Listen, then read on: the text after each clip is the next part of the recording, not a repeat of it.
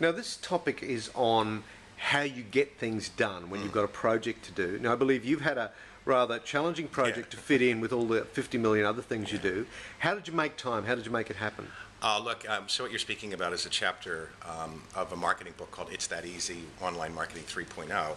And it's basically a crowdsourced book about marketing experts from all kinds of disciplines. And I wrote a chapter on storytelling as the kind of the foundation of marketing or advertising or any kind of communications platform. Look, first and foremost, how did I get it done? I was given a deadline. Okay, and there's nothing like a deadline. How long did it take you to write it?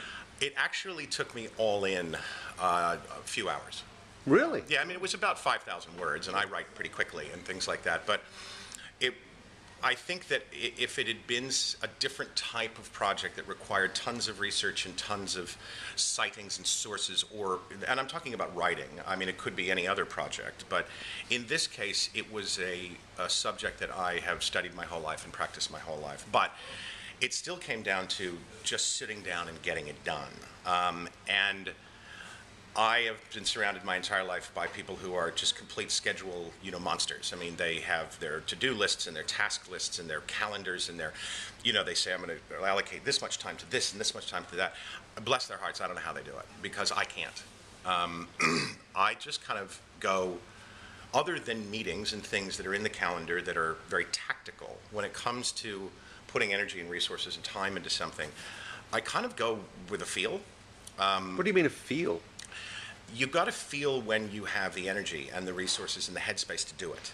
Okay. In this case, I had to sit down and I had to write, and I wasn't just blathering on. Okay. It wasn't like just a blog post or something that I rip off and I find it interesting. This had to be published in a book, and there's a lot riding on it. So I couldn't just sit down and write. Okay, I had to think, I had to do some outlining. Those things are all part of the project and part of the process. But at a certain point, you can overschedule stuff. You can underschedule massively. But I don't work like, well, I'm going to take 20% of each of my day and allocate that 20% in this many hours to get between this and this done. I don't work that way. Other people do. But for me, I just have to feel like, well, now. What if the feeling doesn't come? If you're tired? You don't do it. You don't do it, because then the work's shit. But you've got to. Well, then, if you're talking about, if the deadline's tomorrow, you just have to do it, okay? You never wait until the last minute. I mean, a lot of creative people do. But you give yourself enough time to kind of go, I'm not into it right now.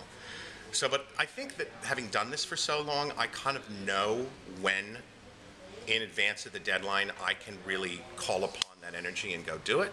I can't explain how it works. I'm not saying it's for everybody, but that's kind of how I work. And look, I honored my time. I tried to start like a week or two early, and it just didn't work. And in fact, I didn't like what I was saying, so we changed what I was saying, and I actually went on a completely different topic that became storytelling, which is something I love. So when I went now, it just flowed. Right, and I got the whole thing down in one shot, right? But then waited a couple of days to do the editing. Do you have any rituals to get into a state of flow, so to speak?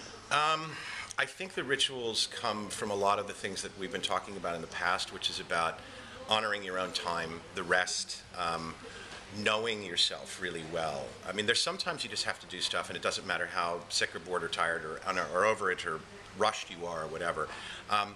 I find that I create a space in my head and around me, like a physical space and a mental and emotional space, in which I know where those switches are. And you don't want to hit them unless that space can protect them, because they're too fragile, right? You don't want to go off and try to write a chapter in a book in a noisy cafe. I mean, or maybe you do. Maybe you need that background noise. For me, I need to be alone, rested, generally in the morning. I don't write well. I'm not very creative in the afternoon. I tend to be creative in the morning, and that's a big part of it. Like, if you are only creative between 1 a.m. and 3 a.m., then honor that, all right? But the ritual for me was when I created the space, turned on the switch, and then, put the pedal to the floor.